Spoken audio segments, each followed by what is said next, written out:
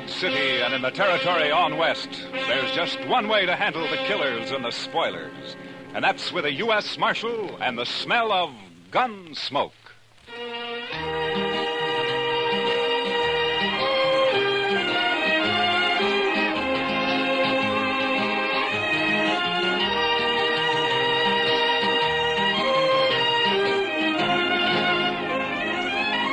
Gunsmoke, starring William Conrad. The transcribed story of the violence that moved west with young America. The story of a man who moved with it. Matt Dillon, United States Marshal.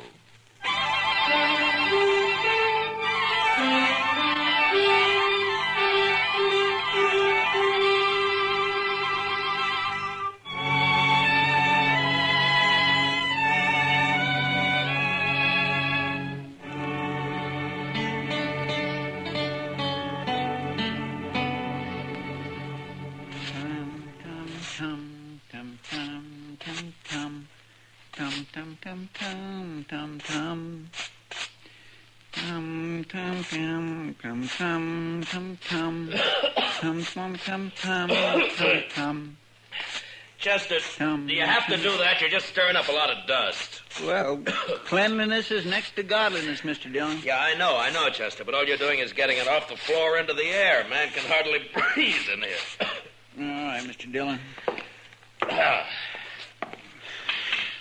I'll do my sweeping later. Yeah, good. My mother taught me that, Mr. Dillon. Taught you what, Chester?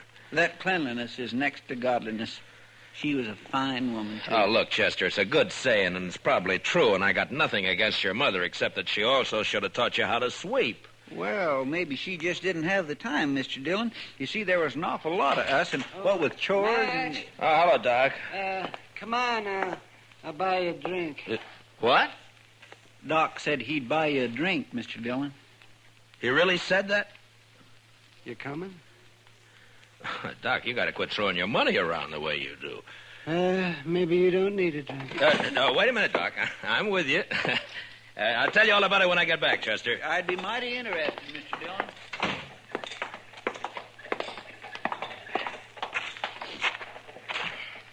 Oh, sure be glad when it gets winter again. Why, Doc? You'll just complain about the cold, then? I suppose.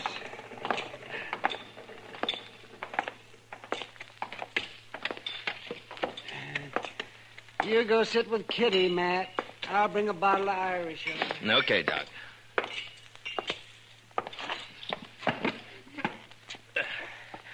Hello, Kitty. Hello, Matt. What are you and Doc up to? Hey, he wants someone to talk to, so he picked me. And you. Fine. I'm a good listener. Lots of practice.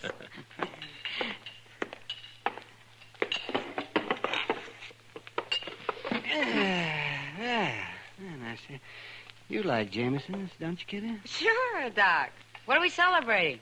Let's see here. We'll drink to a fella that you don't know. Cain Vestal. Well, here's to him. Yeah? Here's to him. Yes, he'll be dead in a couple of months. What? That's what I told him. What do you mean, Doc? Well, I'm not the only one who's told him that. I'm just the last. Well, who is this Cain Vestal, Doc? Oh, he's just a fella. Came in on the train last night, leaving for Arizona tomorrow. Huh? That's where he's going to die, in Arizona. He's a musician. He plays the guitar, he tells me. Well, how's he going to die? Consumption. He's got it bad. I'm the last doctor who's going to ask about it, he says. Poor fella. Yeah, the climate out there keep him going for a little while longer. I don't know. He's such a sad man for some reason. Well, who wouldn't be, Doc? No, Kitty. I think Cain's been sad for a long, long time. He's a very nice fellow, too. Nothing can help him, huh? No, nothing. You know, it's a funny thing, Doc. I'm just sitting here thinking. Sometimes you have to tell men they're going to die. Sometimes I have to. Yeah, that's right, man. Oh, say, there he is. See that fellow with the car there? He just came in. Oh. Yeah, I don't think he knows anyone around here. You mind if I ask him over? Sure. your party, Doc. Oh, good. Cain? Cain? Over here?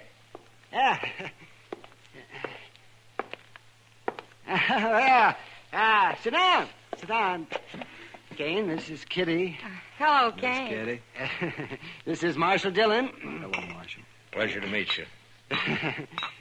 Just a minute, yeah. There we are. Have a drink. Well, thank you, Doc. This your first trip west, Cain? Yes, Marshal, it is. Well, where are you from? Why, no place in particular, Miss Kitty. I seem to spend most of my life on the Mississippi River. I thought you were a musician. I am. I was hired to ride the river boats and play my guitar for the passengers. Oh. Well, at least you've had a constant change of scenery. After 20 years of going up and down that river, it got pretty familiar, Marshal. Well, Cain, I knew a young fella back in St. Louis before the war, and he was learning to be a river pilot. Say, I wonder if you ever ran into him. Name of Clemens, Sam Clevens? No, Doc, I don't believe I did. Oh, he was a very amusing fella. He was just chock full of stories. You leaving Dodge tomorrow, Cain? I'm headed for Arizona, Miss Kitty. No reflection on Dodge, though. If you hit a place out there called Tombstone, I wish you'd look up Virgil Earp for me. Tell him I sent you, huh? Thanks, Marshal. I'll do that. Say, Cain, I wonder, could I ask you a favor? Why, certainly, Miss Kitty. Anything at all. Well, would you play something for us? I had an idea that's what it'd be. Anything in particular? Oh, play something you like, Cain. Another girl I knew used to like this one.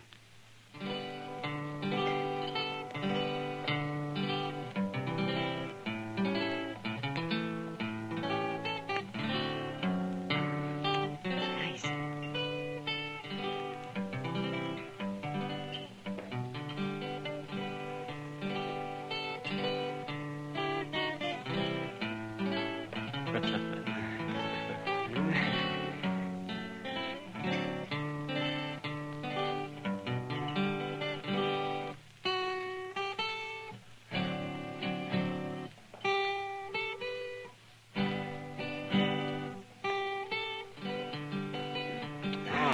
Sure, pretty.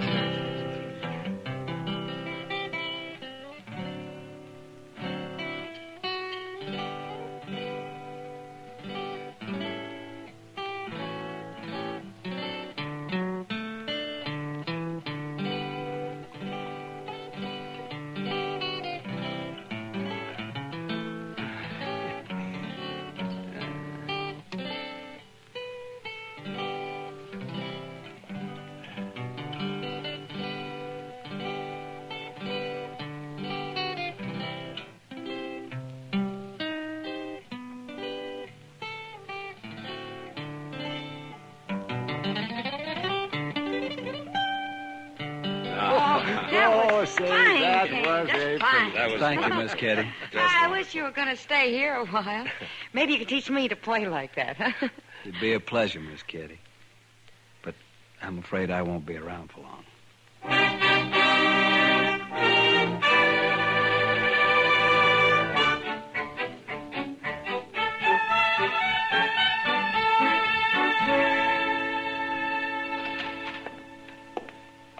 Morning, Mr. Dillon. It's noon, Chester. Yes, sir, I know, but you went off with Doc yesterday, so I figured I had a little time coming today. Well, that depends on how you spent it. Now, if you've been gambling, I am... Now, Mr. Dillon, you know I never gamble.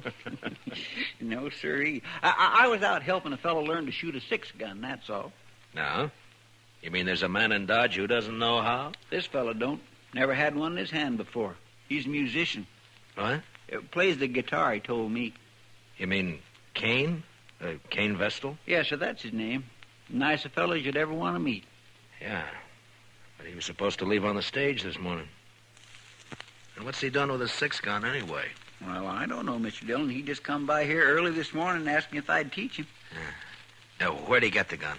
Said he just bought it. Anything wrong, Mr. Dillon? No. It just doesn't add up somehow, that's all. Oh, well, he won't cause any trouble. He's not the sort. You never know, Chester. No, sir. And my Kitty looks pretty this morning. She's got a yellow parasol, Mr. Dillon. Kitty? Oh, I think I'll go see her for a minute. I'll be right back, Chester. Yes, sir, Mr. Dillon.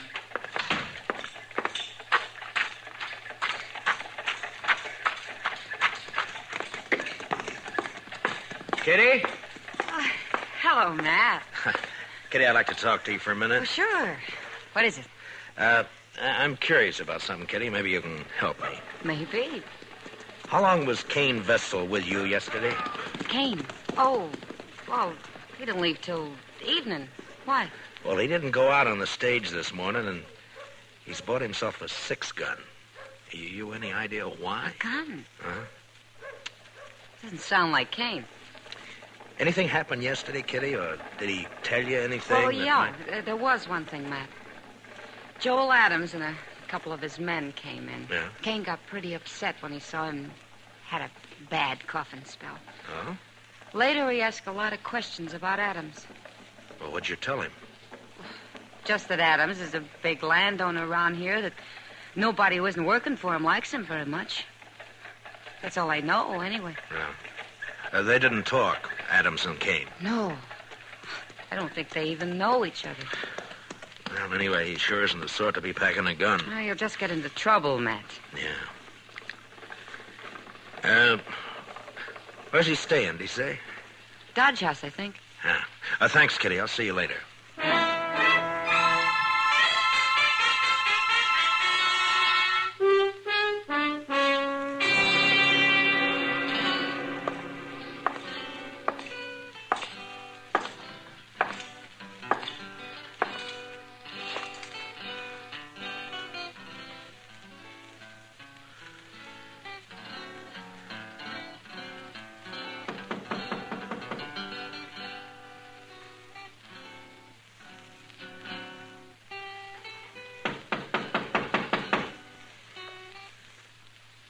Come in. Hello, Cain. Why, Marshal Dillon. Come in, come in. Thank you. What can I do for you, Marshal? I thought you were leaving Dodge on the stage this morning. Well, I was, Marshal, but I changed my mind. You know how it is. Sure, Cain, sure. Now, we're glad to have you around. I'm just curious, though. Your staying have anything to do with that gun you bought this morning? Oh, Chester told you. I thought he would. He's a good teacher, Marshal. Yeah. But that doesn't answer my question. Do I have to answer it? I'm just trying to help you, that's all. Yeah, I appreciate that, Marshal, but I'm afraid there's nothing you can do. Look, Cain, you're new in this country. A man like you just can't pick up a 6-gun and call himself a fighting man. Not and expect to live through it. I certainly lay no claim to be a fighting man. Then why did you buy that gun? There's no law out here against a man having a gun, is there, Marshal? No. But any man who carries one is expected to use it when the time comes. You'd be a lot safer without one. Being safe doesn't mean a whole lot to me, Marshal. Not now. Yeah, I know. Doc told me. What's it all about? It's a long story. And an old one, I suppose. I'd really rather not talk about it. I can't force you to. But tell me this. Does it have anything to do with Joel Adams? Yes, it does, Marshal. I'm going to kill him. When? I don't know. Anytime. Well, why? That's the long story I mentioned. All right, Cain. But if you try to face him, he'll kill you before you got that gun halfway out of your belt. And if you shoot him any other way, you'll hang for it. You've forgotten something, Marshal. What? No matter what I do, I'm going to die soon anyway. A month or two isn't going to make any difference. You hate Adams that much? I wouldn't kill a man I didn't hate, would I? I didn't think you were the sort of man who'd kill anyone. Only Joel Adams, Marshal. Then I gotta warn him about you. Well, I understand, Marshal. It's all right. He doesn't know me anyway. Never even saw me before. But you want to kill him. Yes, sir. Well, I'll take your gun away from you, but you'll just find another one. And I can't arrest you unless I catch you trying to bushwhack him. I'm sorry for the trouble I'm causing you, Marshal. You know, I've never had to deal with a man like you before, Cain. Maybe I ought to just tie you up and throw you on that stage. You could. But I'd just come right back. Yeah, I guess you would.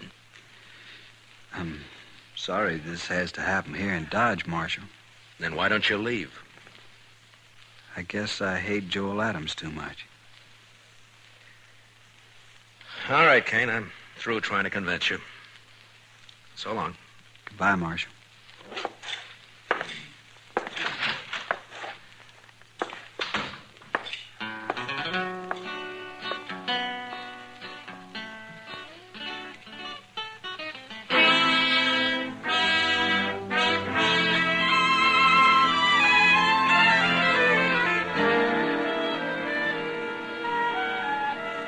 I never heard of Cain Vestal, Marshal, and I never saw him before last night. You must have known him somewhere, Adams. You're trying to make me out a liar, Marshal. I'm trying to save Cain's life and yours, maybe. Oh, he ain't gonna shoot me. I'll kill him first time he looks sidewise. Maybe you won't see him. Oh, shoot me in the back, eh? Well, in that case, In that case, what?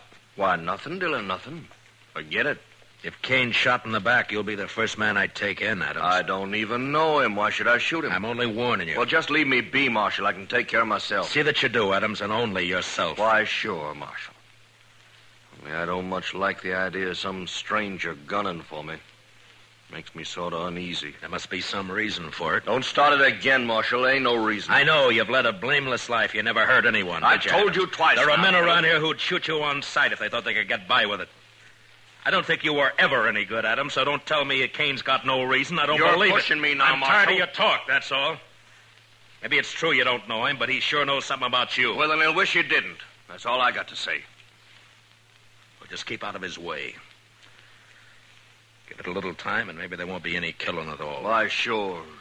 All the time in the world. All right, Adams. I've done all I can. Just don't worry about me. I'm not. Then goodbye, Marshal. Goodbye.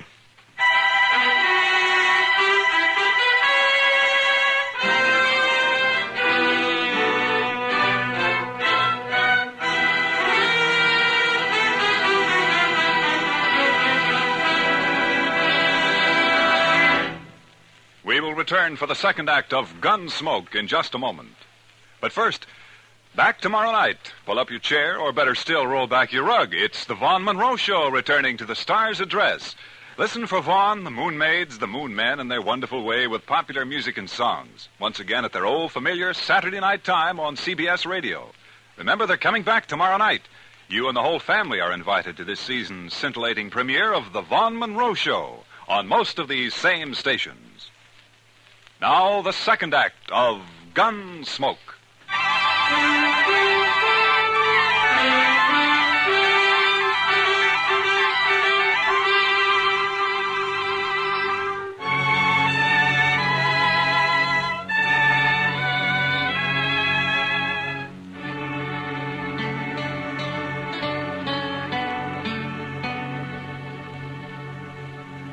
Sure is quiet around town tonight, Mr. Dillon. Yeah. There's a trail herd due in a couple of days. I suppose business will pick up then. You'd think those cowboys be too tuckered out after a ride like that to have any juice left in them at all, Mr. Dillon. Yeah, they're too poor to cut loose any other time. Well, that don't stop them down in Texas, Mr. Dillon. No? No. It's just like an uncle of mine back in Waco. He was poor, oh, he was mean poor. But he always said the only good money was to have fun with. Oh, did he have fun? But no, sir. He was too poor, like I said. All right, Chester, all right. All I ask is that you don't try to explain it to me. Well, but there's nothing to explain, Mr. Dillon. It's just that he was the one poorest Chester. man you'd ever... Marshal, say, you want to talk to Cain Vestal? What? Cain is upstairs in my office. He been shot? No, not shot. Beat up. Well, how is he, Doc? Well, it's not too bad. A couple of cowboys found him just outside of town. They heard a shot and said 2 men rode off before they could stop them. Yeah? And I guess whoever it was, they didn't have time to finish the job. They just got started working on him. So Adams made the first move, huh? I'll be back soon, Chester. Yes, sir, Mr. Dillon. They hit him on the head with a gun butt and scratched him up some. Outside of that, he's fine. It's still assault, even if they didn't kill him, Doc. Yeah, I suppose it is. Anyway, they took a shot at him when they heard those riders coming along. Went right through his coat. Yeah. They probably think he's dead. So that's where you went, Doc. I might have known. Didn't even give you a chance to use that gun, did he, Cain? I didn't have a gun on me, Marshal, but it wasn't he. It was they. Huh? Did you recognize them? Well, I don't know many people around here. You know Joel Adams, so you told me. It wasn't Adam. Could you pick him out if you saw him again? No, Marshal, I don't believe I could. Where were you when they grabbed you, Cain? End of Front Street. I was taking a walk after supper. They rode up behind me, one on each side, lifted me up, and carried me out of town a ways. You must have got a good look at them, at least when they got off their horses. It was too dark, Marshal. Yeah. Doc, how long has he been here? Oh, about half an hour, Marshal. Why? Those cowboys who saw you, Cain, they brought you right in here, didn't they? Yes. So it was maybe an hour ago when those 2 men hauled you out of town? It was plenty light enough then. Was it, Marshal? You're gonna fight it yourself, aren't you? Yes, Marshal. It's my affair. It was, Cain, but you've been assaulted and shot at, so it's the law's business now. I won't prefer any charges, Marshal. You don't have to. I've seen you, and I know who did it, or who hired it done, as well as you do. Please, Marshal. I got to handle this my own way. There's a law that says you can't murder a man, Cain, and the same law says he can't murder you. Are you so full of hate you can't get that through your head? I guess that's it, Marshal. All right, Cain. You do what you have to do. So will I.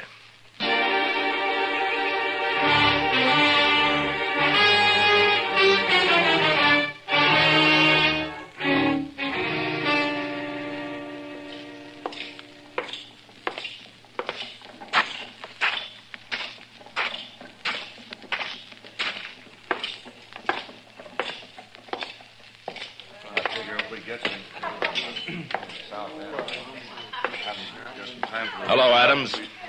I've been looking for you. That's late, Dillon. Can't you see me tomorrow? It's not even midnight. That's early for you. You see how this marshal's always trying to get me on the prod, boys? These boys of yours play pretty rough themselves, Adams. Meaning? Didn't they tell you? Tell me what? What they did to Cain Vestal? They did not kill Cain Vestal, and you can't prove it. No, Adams, I can't. Cain isn't even dead. What? You know, I'm curious, Adams. Why'd you think he might be? Why, somebody said he got himself hurt. Joel Adams. You arranged this, Marshal. You know I didn't. Who is he? What does he want? Hello, Joel Adams. Don't strain yourself so you don't know me. Who are you? Cain Vestal. But my name doesn't matter. What are you haunting me for? I never saw you before in my life. That's true. You didn't. But we had a friend in common once. A friend? Who? Julie Travis. What about Julie? You were a riverboat gambler then, Adams, and you had money and fine clothes and a way with women, especially young girls. Julie was only 16 at the time. Never mind all that.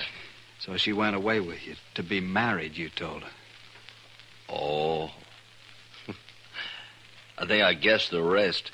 You wanted to marry her, but I got her instead. Is that it? That's it, Adams.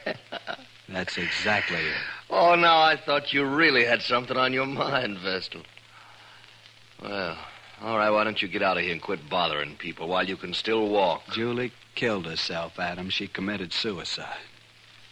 What? You didn't know that, did you? Well, it's got nothing to do with me. Because you never married her after all. It was just a year after you abandoned her in New Orleans. I think it has a lot to do with you, Joel Adams. What are your plans, mister?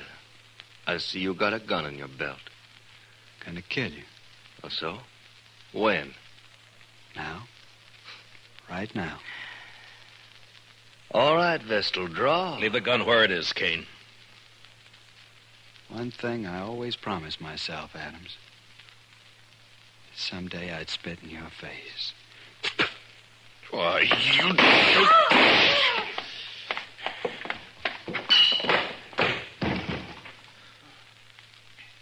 Give me the gun, Adams. There. He's dead. Well, he was going to kill me. You heard him. He wanted you dead, Adams, any way he could manage. I know it. That's what I say. You're under arrest for murder. What? It was a gunfight. Cain never even moved for his gun. Well, then I'll hang for this. He couldn't have got me any other way. No, don't suppose he could have. I remember the river gamblers used to say, don't matter how you win so long as you win. That Cain should have been a gambler. Maybe he was. Come on, let's go.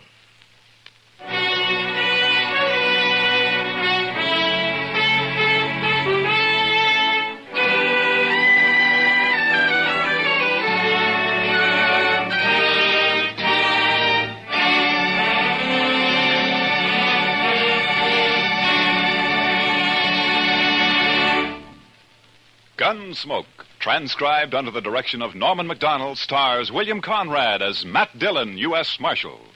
Tonight's story was especially written for Gunsmoke by John Meston, with music composed and conducted by Rex Corey. Featured in the cast were Harry Bartell with Georgia Ellis and Larry Dobkin. Parley Bayer is Chester, Howard McNear is Doc. Clancy Cassell speaking. Join us again next week as Matt Dillon, U.S. Marshal, fights to bring law and order out of the wild violence of the West in Gunsmoke.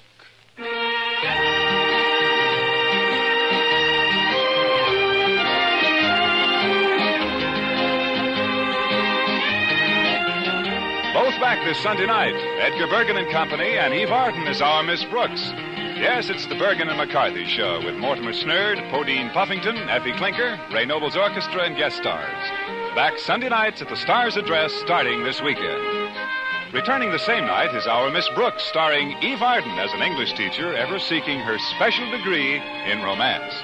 For comedy galore, enjoy Bergen and McCarthy and our Miss Brooks on most of these same stations. Back this Sunday night, presented by CBS Radio. This is Amos, but my real name is Freeman Gosden. I urge you to vote. And as Amos would say, follow the election returns on the CBS Radio Network.